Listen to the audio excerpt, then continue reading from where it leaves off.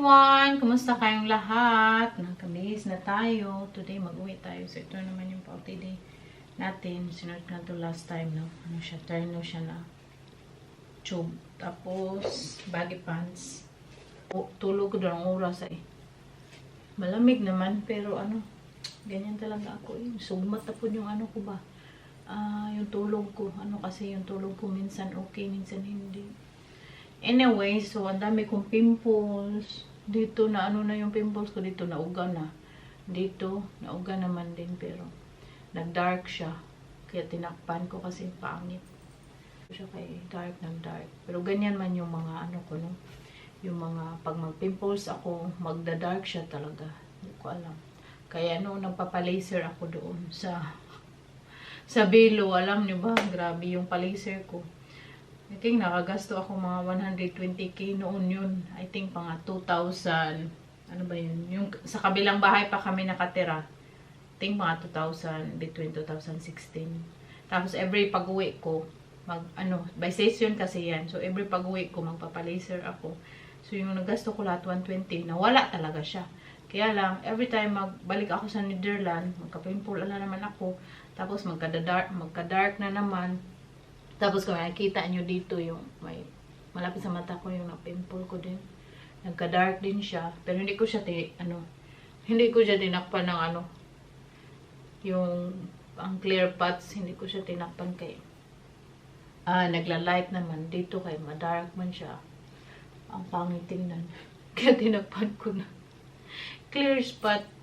Kaya para bang hindi tayo confident ba? Tapos weather na naman. So, magkain tayo ng breakfast. Tapos, maglakad-lakad tayo sa city. And kasi yung train namin is 2:45. Tapos, maglakad-lakad ng city. Check out 12 to kill the time. Tapos, uwi na. At pag uwi natin sa Netherlands, mag-impake naman tayo para Pinas. Yes, I'm so excited. Uwi na tayo sa Pinas.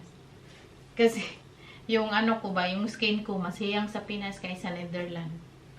Hindi ko alam.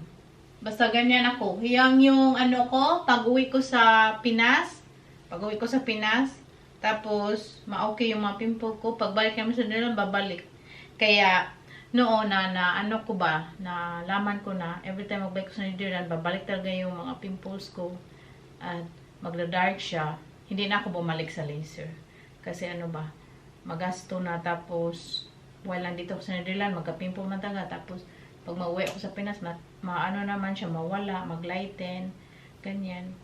Pero nasa Netherlands ako, sabi ni Saki, hintuin mo na yan, kasi okay lang yan.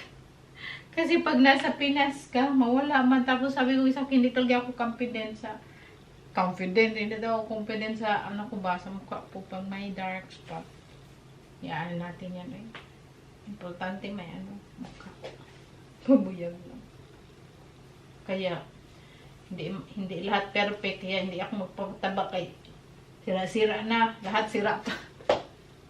So, ito yung pa-OTD natin. Tapos magchinilas muna ako sa breakfast. Tapos mamaya ako na mag-impake. Na tayo yung restaurant number 1.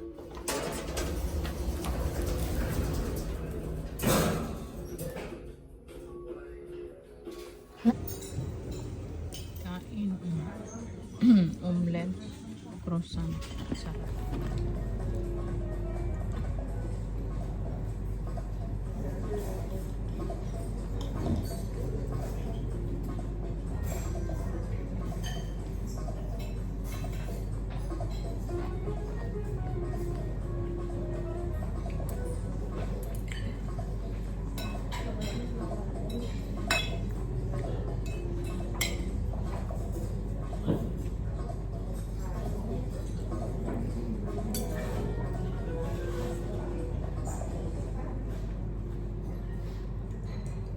Buti na, nagbili talaga ako nito. Kung wala, hindi mapasok yung, yung pinamili ko.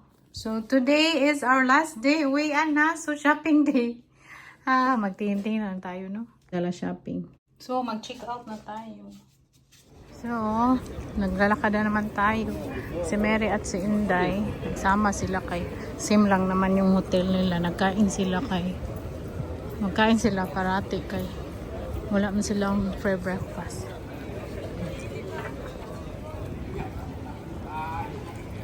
So ako maglakad-lakad, magtingin, tapos magpunta ako mamaya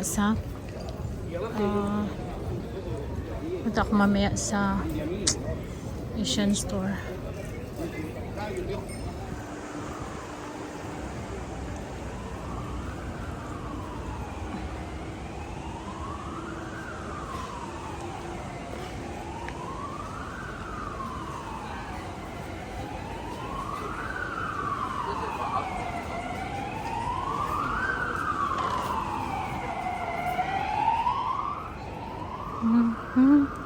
Lakad-lakad tayo.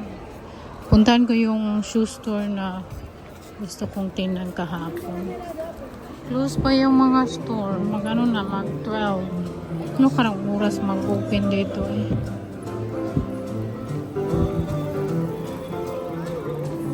Ano mga chinilas oh. Ano ba ito? 40-30%. Parang daming tao galing doon ba? Baka may market. Tingin tayo doon. Kasi yung mga store close man. Oh, may ano pala doon, parang market.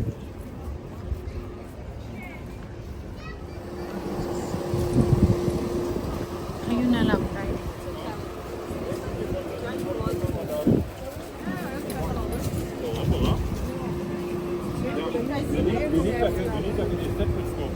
Oh, may market doon. Second hand. Yung mga tao nagtinda second hand.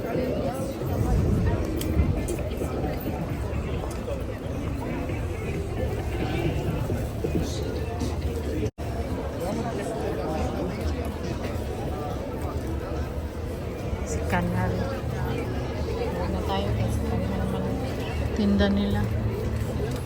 Yung ibang store close, no, mostly yung mga store close kasi holiday daw. Hindi ko alam. Kung alam ko lang, maaga na sana kami mag-uwi. So, okay lang, maglakad-lakad lang tayo. Pero malapit na naman, no, mga 2 hours mag-uwi na kami. Tingnan ko muna dito yung sapatos na sinabi ni Mr. Balik na ako, punta ako ng may Asian store doon, magtingin ako mabibili ko. Tapos nagulan ako kung magbili ako ng gulay. Kay mag-uwi tayo sa Pinas. Lagay ko kaya sa freezer.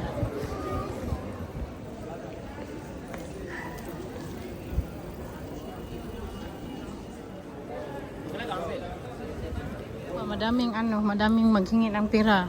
Magsabi pa talaga, excuse me. Tapos sabihin mo, maghingi pa lang para. Ang laki-laki ng mga katawan. Kaya hindi ko yan pinapansin. Magdiretso-diretso lang talaga ako. Diyos ko. Ang daming wala ngang makain. Tapos kayo, kumpletong mga niyo.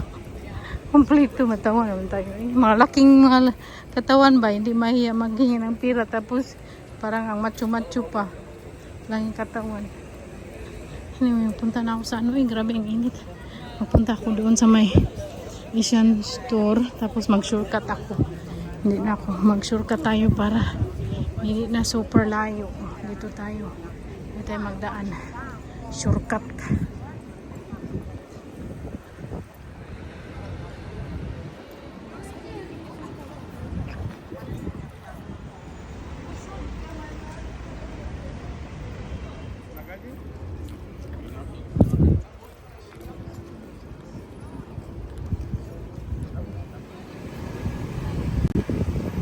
Shortcut papuntang Chinese store.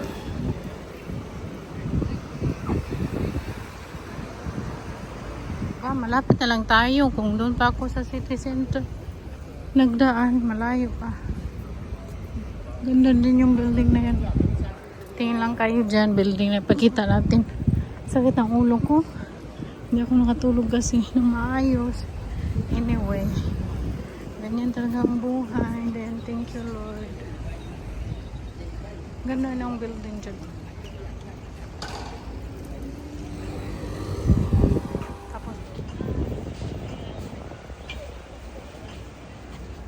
Mag-shortcut ka.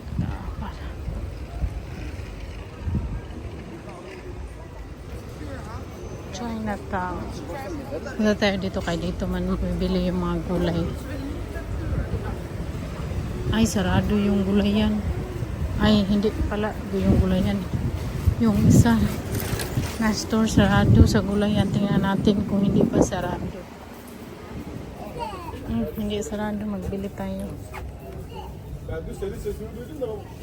Sarap ng mango na doon. Yung sikwa ang sarap. Dito naman tayo. Plano ko magkain yun sa Mandarin shawarma. Kaya lang, hindi pa man ako very gutom. So sayang din pag di maubos. Kasi mura lang yan dyan. 9 euro. May salad, french fries, kunting karne, flatbread. Saan pa kayo? Masarap din dyan. Kain kami sa akin dyan. Ang init eh. Grabe, makapagtong. Magbili na ako ng ano makakain ko. Nalibog ako kung anong dadalhin ko makakain. Siguro ano na lang. Potato. Yung jack potato doon. May baba. May mura. Masarap pa.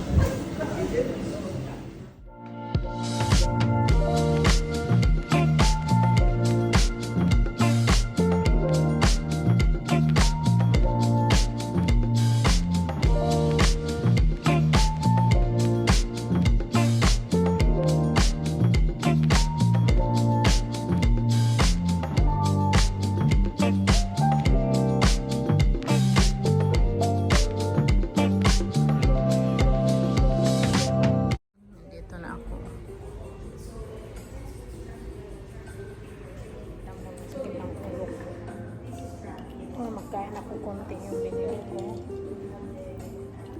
Kain ko pa.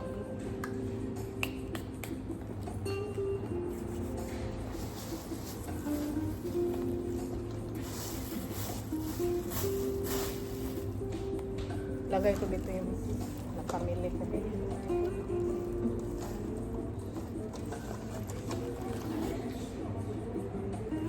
Yung gulay. Para hindi akong madaming dali.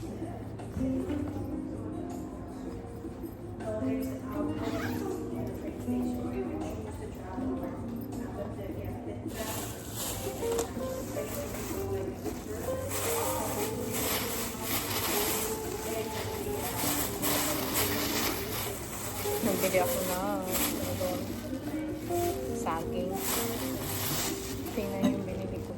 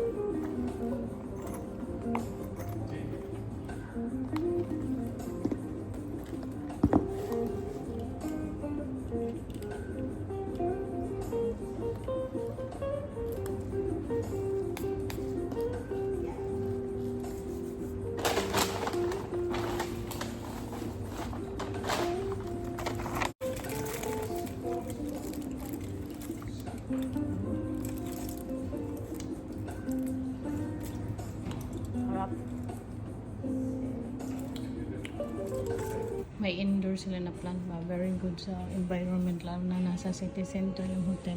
Mag-uwi na tayo. Punta na tayo. Nakita na kami sa mga artista. Grabe sa artista. Grabe guys, pagod guys. Pagod ako, sakit ulo eh. Next time dai, pag maganito tayo dai, milit na init dai. Huwag tayong sama na dai. Mm. Winter tayong mag-snow. Yung ano lang, autumn or spring. Wag summer, ikaw nga nagsabi magbakansi tayo day kahit saan. Kaya Sabi ko sa kanya, o sige day, sama ako kahit saan. Siya man magplano, tapos sabi ko wala man libog, sama. ako nagplano pero ikaw marunong mag-travel. Oh, so nagsama ako sa kanya. Sabi ko kahit saan mo gusto day, mag-isip ka, sama ako, walang problema. Sabi niya, ikaw na bahala. Nandito na kami sa train.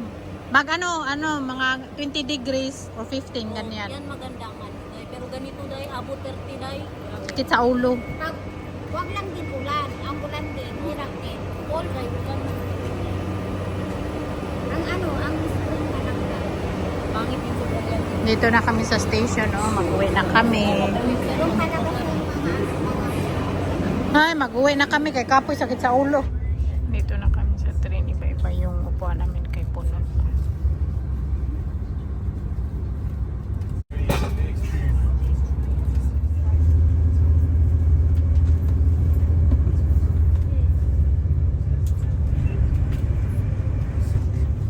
Kami sa Suala, nag-antay sa mga train na dumaan, maghihap lang.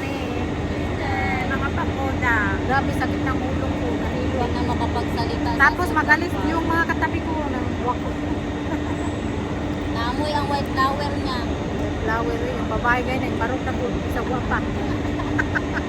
Tumayo na yung katabi ko dai. Nahilo na day. Na ano siya pa, bakti yung naong pag white flower ko, dati kong nalagay. Nalipong ka day. Malipong dai. Bubaraw na, malipong ako yung mag-andar pang train na magbarong. Masakit ang ulo niya. Sakit sa init. Init kasi day. Uwi na kami kay Kapoy. Kapoy na, nakapoy na. Kapoy, wala nang pira. Utas. Hi. Francesca, no?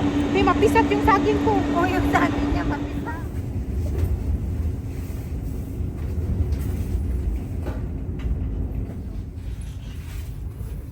Dito kami sa train. Ajay.